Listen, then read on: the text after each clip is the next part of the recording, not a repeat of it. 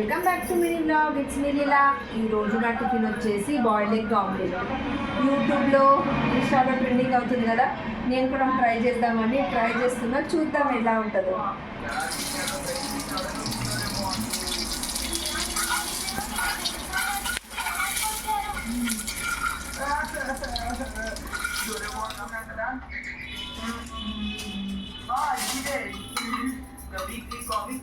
నేను చదవాలనుకున్నది ఇదే. ఇది ఎంత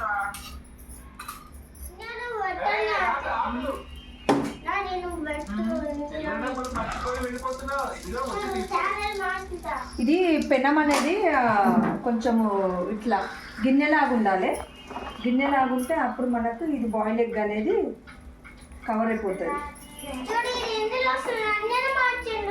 అందుకనే నా బాయిల్ ఎగ్ అనేది పైకి కనిపిస్తుంది.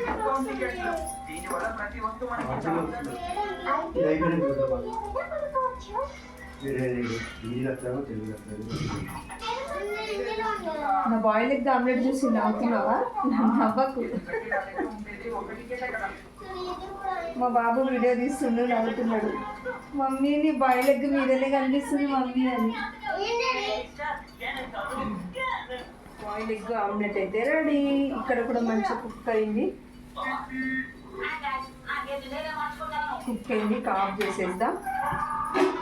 ఆఫ్ చేసుకొని బౌల్లోకి తీసుకుందాం.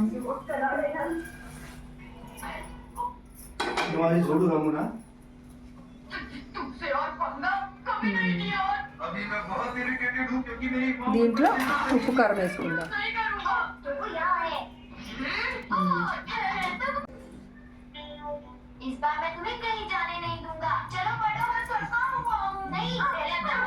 రోజు నా టిఫిన్ వచ్చేసి boil egg omelette, 2 banana, 1 cup పాలు. ఈరోజు నా సండే స్పెషల్ టిఫిన్.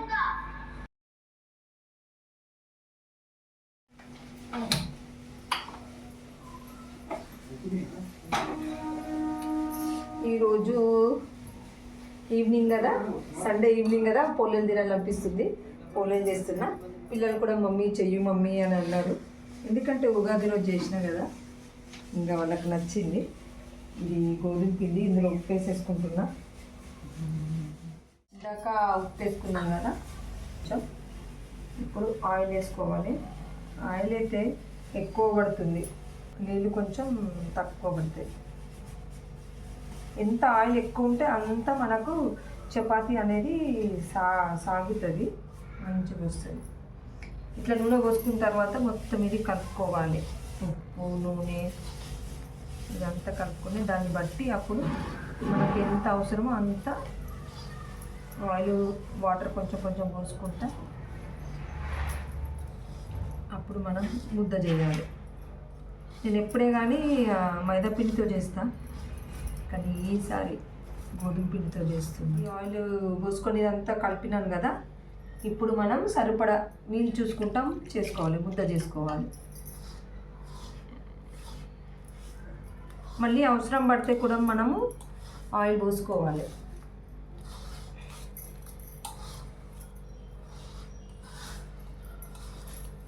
మేమైతే పోలేలు ఇట్లా చేసుకుంటాం. వాటర్ పోసుకొని ఇగో చేస్తే ఇట్లా ముద్ద అయింది. ముద్ద అయిన తర్వాత మళ్ళీ మనము ఆయిల్ పోసుకోవాలి. ఆయిల్ పోసుకొని మళ్ళీ ఇప్పుడు ఇది తీసుకోవాలి.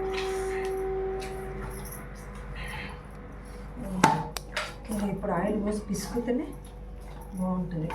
ఇది చూడండి సాఫ్ట్ అయింది. ఇంకా కూడా ఇందులో ఆయిల్ పడుతుంది. ఇంకా ఆయిల్ పోసుకొని మనం చేసుకుందాం. చేసుకొని ఒక ½ కవర్ పెట్టి ఒక పక్కన పెట్టాలి. ఒక ½ రెస్ట్ ఇచ్చినామనుకో ఈ పిండిని ఇంకా సాఫ్ట్ అవుతుంది, నాని సాఫ్ట్ అవుతుంది. అప్పుడు మనం చేసేటప్పుడు ఈజీ. పిండి పిసకడం అయితే అయిపోయింది. కొంచెం ½ రెస్ట్ ఇద్దాం. ఇంకా నెక్స్ట్ పప్పు దగ్గరికి వెళ్దాం. ఆల్రెడీ నేను ఉడకబెడుతున్న స్టవ్ పైన. పప్పు దగ్గరికి వెళ్దాం. పప్పు కూడా నేను ఇక్కడ ఉడకబెట్టి పిండి పిసికే లోపు అంటే నాకు పప్పు కూడా అయిపోయింది. చూడండి ఇట్లా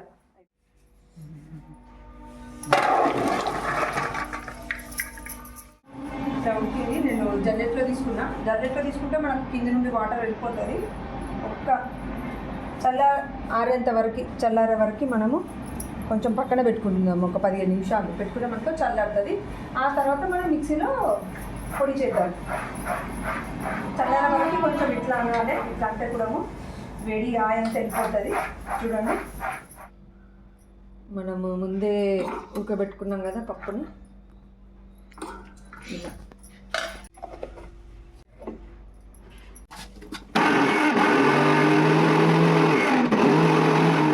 చూడండి,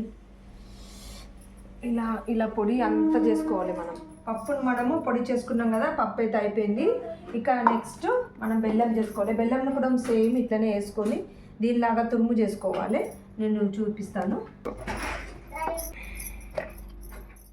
బెల్లం కూడా మనము పొడి చేసుకున్నాం కదా, ఇవి రెండింటిని కలుపుకోవాలి. ఇప్పుడు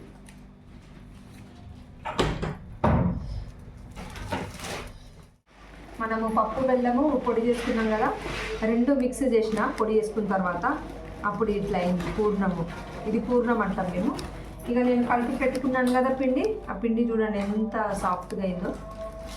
ఎక్కువ పడుతుంది. ఉప్పు కూడా ఎంత ఆయిల్ పెట్టి చేస్తే అంత అప్పు అనేది సాగుతుంది అన్నమాట. ఈ సైజులో లడ్డు తీసుకొని ఇలా పెట్టుకోవాలి. ఇలా పెట్టుకొని ఇలా ముద్ద చేసుకొని ఇలా రౌండ్ అనేసి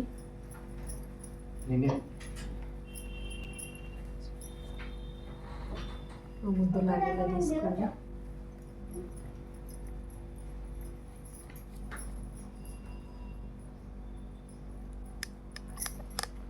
అనుకొని ఆయిల్ పెట్టుకుంటా ఇలా ఒత్తుకోవడమే అంతే.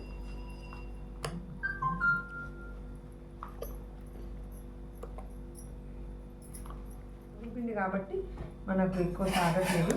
మైదా పిండి అయితే ఎంత అంటే అంత మనకు సాగుతుంది. అది అంతే.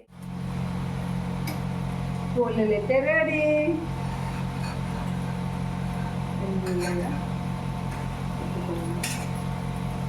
ఈ వైపు కూడా మాడి పోసుకోవాలి.